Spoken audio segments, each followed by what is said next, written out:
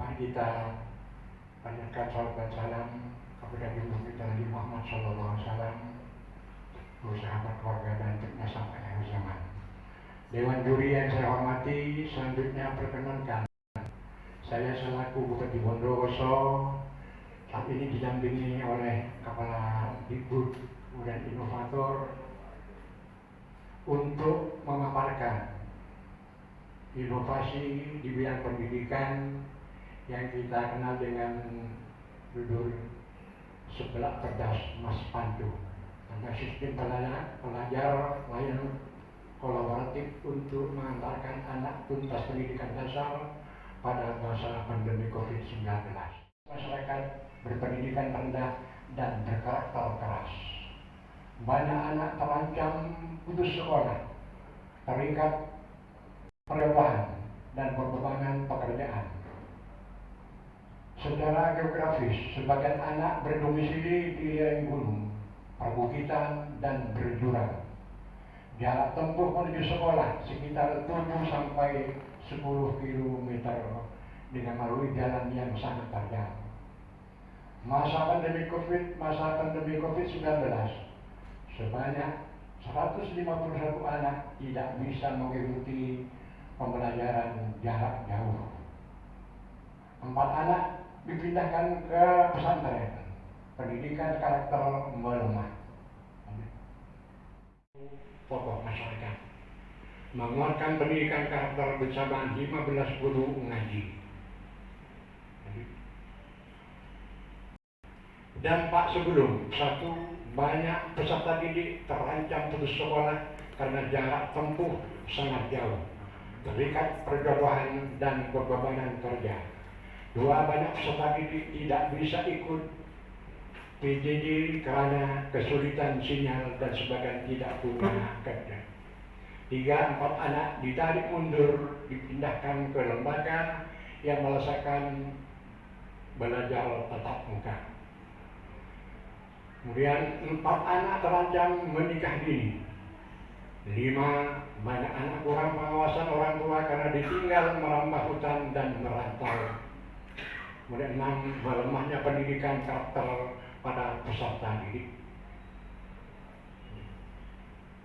Dampak sesudah: meningkatnya kesadaran orang tua terhadap kelangsungan pendidikan anak, meningkatnya jumlah peserta didik yang aktif belajar. 3 anak kembali ke SMPN 2 Pakem, sebelumnya dipindahkan ke pesantren. 4 anak diselamatkan dari ancaman putus sekolah karena dinikahkan dini. 5 anak diamankan di rumah asuh siswa. Tercipta penguatan pendidikan karakter dengan peran serta guru ngaji. Dengan para tokoh masyarakat, inovasi ini telah dikukuhkan melalui 1.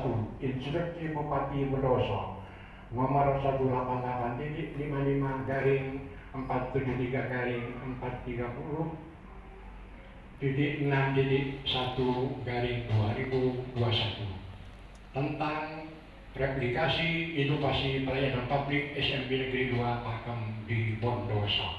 2. Surat pemahaman, waktunya selesai Pak Bupati ya. Nanti kita bisa teruskan penjelasan Bapak.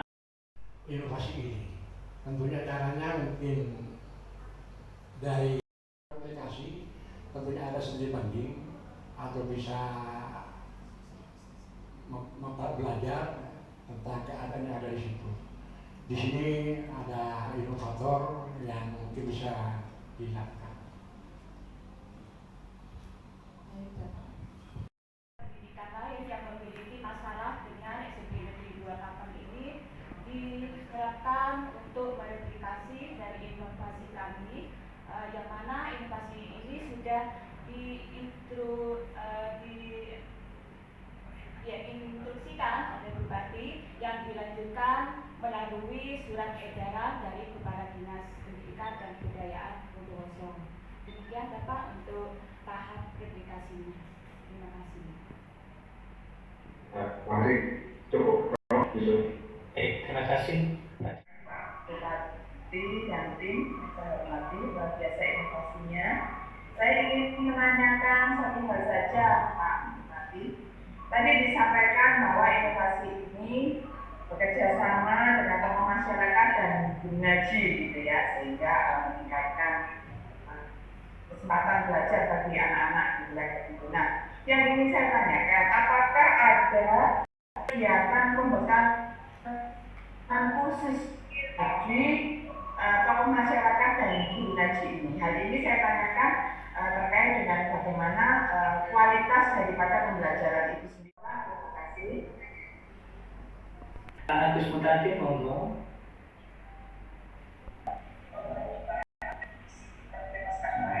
Saya mungkin mengapresiasi terkait inovasi yang disampaikan oleh Dr. Madi Bondowoso. Yang ingin saya tanyakan, inovasi ini kan sangat kompleks dengan kondisi sekarang. Kita dari pandemi, ketika pembelajaran itu harus di rumah. Nah, dengan sekarang sudah mulai banyak tren pendidikan tatap muka PTM. Nah, kira-kira inovasi ini bisa tetap dilanjutkan atau bagaimana ke depannya? Bahwa untuk pelaksanaan pembelajaran itu kami melaksanakan kombinasi dari Pak Guru, dengan tokoh masyarakat dan guru ngaji, sehingga pembelajaran berjalan cukup baik. Ini justru ini muncul karena di masa pandemi ini, di mana ketika pandemi ini muncul pada tahun 2020, maka muncul inisiatif inovasi ini, sehingga itu tetap menerima pelajaran dengan para tokoh masyarakat bersama dengan para guru, yaitu datang ke rumah-rumah untuk menerima pelajaran. Dan di sana ada klaster pendidikan. Di sana juga ada rumah asuh, di mana menampung para siswa yang ditinggal oleh orang tuanya karena merantau atau pergi keluar. Sehingga di sana ada rumah asuh untuk mendidik anak-anak atau anak itu. Saya dengar. Ini memang sudah berlanjut karena sudah di SK-kan oleh kepala sekolah dan juga dikeluarkan dari instruksi Bupati dan dari edaran kepala dinas.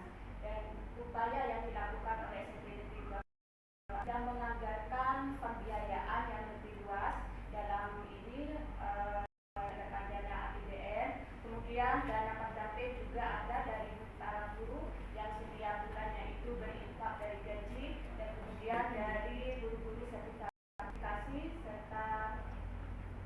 serta guru-guru yang ketika menerima suatu tambahan penghasilan ini sebagian diinfakkan untuk ini pembiayaan, ini kelanjutan dari pembiayaan kami.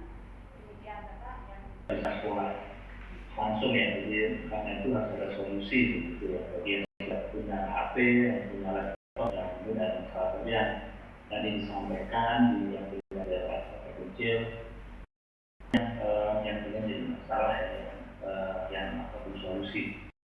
Ya, solusi yang bagus dari Bondowoso yang saya mengapresiasi dari Pak Bupati yang mendukung ini, dan yang disampaikan tadi membuat kita prihatin juga ya bahwa karena rata-rata mereka itu ada 30. Tidak, pendidikan sangat rendah sekali. Mereka tidak menggunakan akal ketika masalah, itu menggunakan kekerasan. Sebagai orang guru ngaji ketika memberi pencerahan, mereka bisa menerima. Yang pentingnya kelanjutan pendidikan anak. Jadi para guru ngaji yang memberi pengarahan pencerahan kepada para orang tua, juga kepada para siswa. Saya gitu. Untuk tindakan untuk keberlanjutan, meskipun COVID-19 sudah selesai, maka kami terus berupaya untuk berlanjut. diprogramkan ke depannya yaitu memperluas hubungan dengan tokoh masyarakat yang mana pada awalnya dulu hanya 15, sekarang sudah berkembang menjadi 18. Kemudian berkembang lagi berkolaborasi dengan para guru ngaji sebagai yang kami himpun dari 5 desa sebagai wilayah SMP Negeri 2 Pakem. Untuk selanjutnya akan tetap memperluas hubungan dengan masyarakat dan juga akan meningkatkan hubungan dengan orang tua karena kebiasaan yang dialami oleh siswa kami dari pembebanan pekerjaan dan perjodohan ini dari tekanan orang tua. Jadi orang tua itu menekan kepada anak tidak akan membiayai kalau tidak mau dijodohkan, begitu Pak.